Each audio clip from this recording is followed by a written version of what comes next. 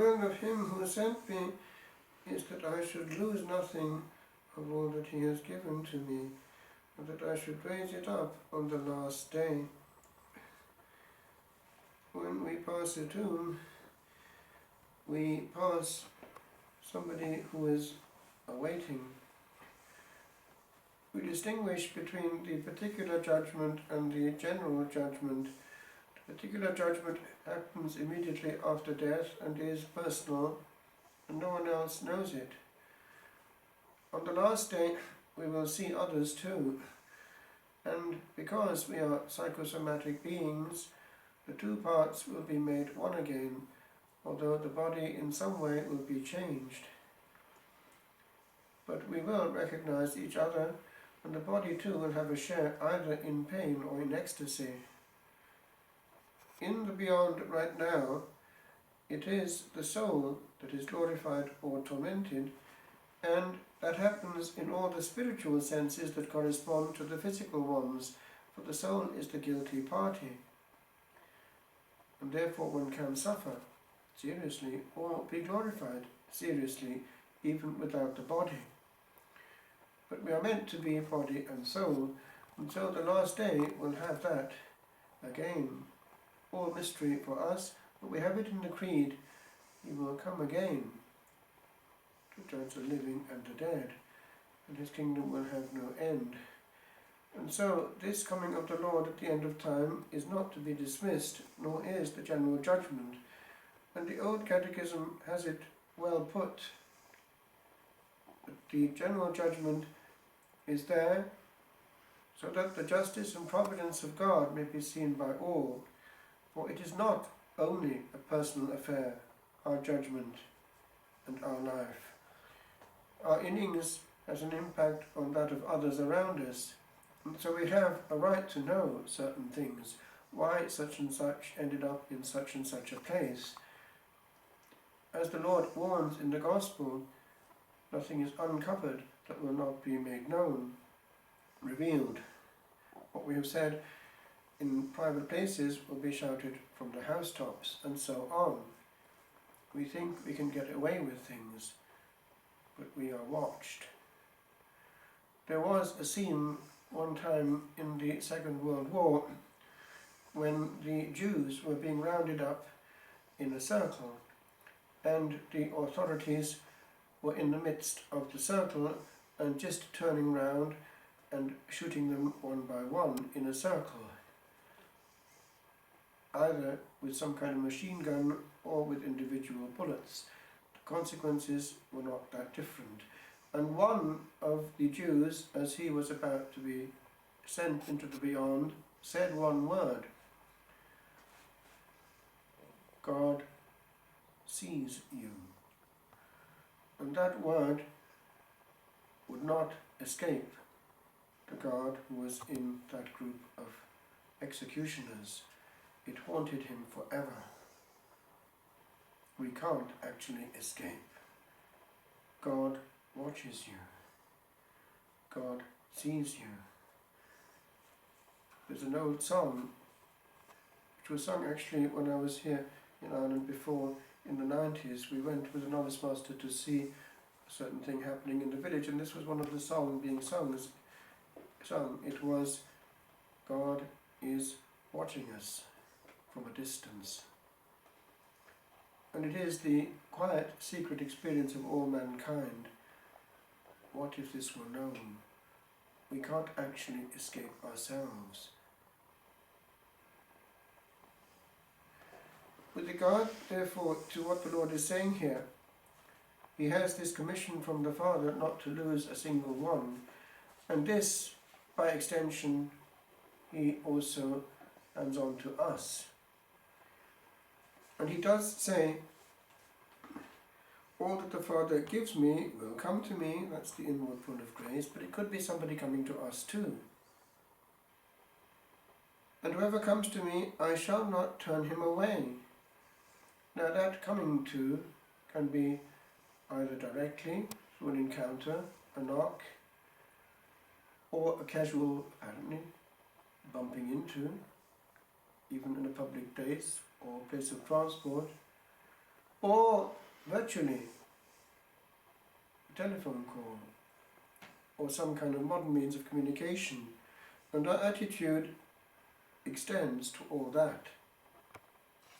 Having said that, we don't need to take on board things that Lord has not asked us to take on board. It's not quite the same when people we don't know come out of nowhere, out of the cybersphere especially, and I've been warned that it's not good actually to link up too much with unknown beings. Things can get contaminated there, and the Lord does not necessarily want His own to be in that sphere. He might want us to give our time to Him, and to those that He does genuinely send to us. We can't be too thinly spread. And if we are, then we don't give that quality of akai, welcome, to those that He sends us and wants us to act upon in His name. And people pick it up straight away. That person is too busy for me. And in him I see the church being too busy for me. When I was here about a year and a half ago, recuperating after being in hospital, I saw that there was, in the little room there opposite, a DVD of the cross and the switchblade. And I happened to have come across the person who was the author of that book, Nicky Cruz, when I was a student in Cardiff. Two of my friends came with me to hear Nicky Cruz speaking in Sapphire Gardens in the pavilion in the middle of Cardiff, and he was very, very moving. And he told, episode by episode, what was actually very well and accurately portrayed in that film, starring Pat Boone as the Reverend David Wilkerson. And when I saw the DVD about a year and a half ago here, it really hit me what this verse meant. I have not lost one. He has not allowed one to perish. Now, it had been put on the heart of this good Reverend David Wilkerson, a zealous young evangelical Baptist pastor, to get to the top notch of this gang. And it was, therefore, Nicky he had to get. And it is very interesting how actually he took all the risks and, with God on his side, got to the impossible, and through Nicky got through to the gang. And it hit me there what being a pastor of souls meant. It's not officialdom, it's not admin, it's soul to soul, hand to hand combat. I have not lost a single one. Some years ago in Italy, I was talking to friends who always came to close to the monastery for a part of their holiday. They were from the London area or just outside, and they would often frequent the Brompton Oratory. And they came out with this in their conversation, that they had been listening to what Father Patrick had just been up to. He's one of the good Oratorian fathers there. He too had this zeal for souls and would not lose a single one of those the Father has entrusted to him. So he would go around the local hospital, or hospitals even, and look around in the wards for anyone who had that connotation RC, and would not let a single one go. And he was there at the bedside of one very lapsed Catholic who told him where to go in no uncertain terms. He stayed and tried to talk with him, and the gentleman was pretty insistent, and I presume his language was just as insistent, colourful and persuasive. But your man would not go away, and he tried to get through to him, indicating that he had a lot in front of him and not a lot to lose by listening.